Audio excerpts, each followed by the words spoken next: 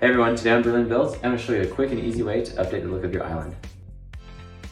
So for nailing things onto this is 3/4 inch thick plywood in this scenario, and this is about 3/4 inch thick.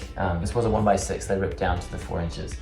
So I've got about 1.5 inches. So I'm actually using 1-inch nails because I don't want to blast into the cabinet and maybe hit, just have pokey nails that are living in the cabinet from now on. Here for these base boards, because it's all in the actual toe kick, you could go with a longer nail. Just be aware of how long of a nail that you're shooting into your existing cabinets.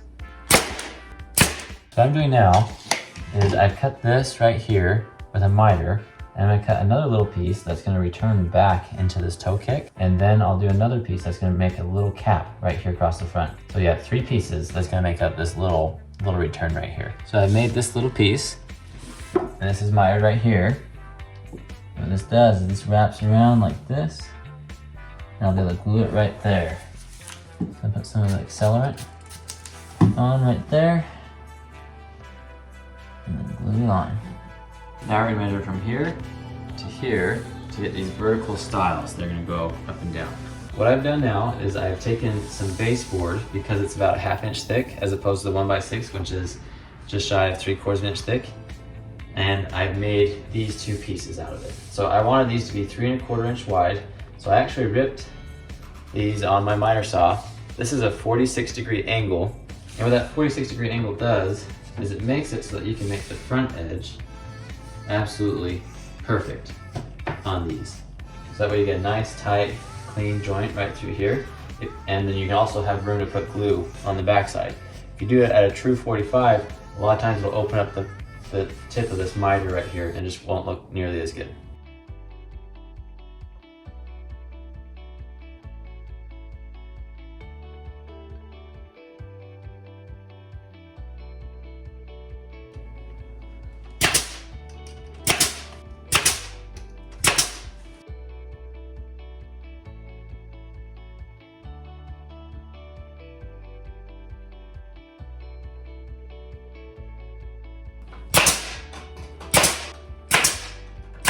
Now I'm gonna add in this piece right here.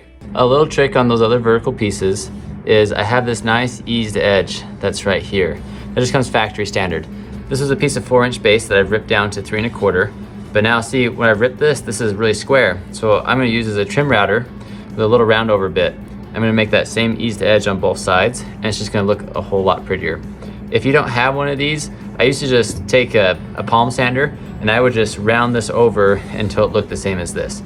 So you don't have to go buy a trim router. You can if you want, but you can do it with just a palm sander.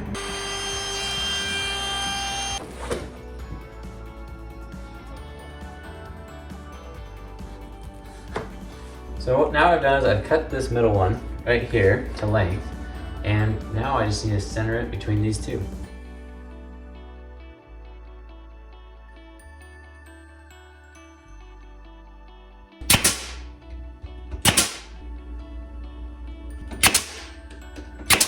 Now I need to measure the 4 pieces that are gonna run along underneath the countertop.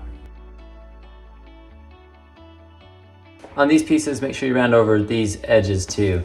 That way when you butt this up next to it, it makes it look a whole lot better.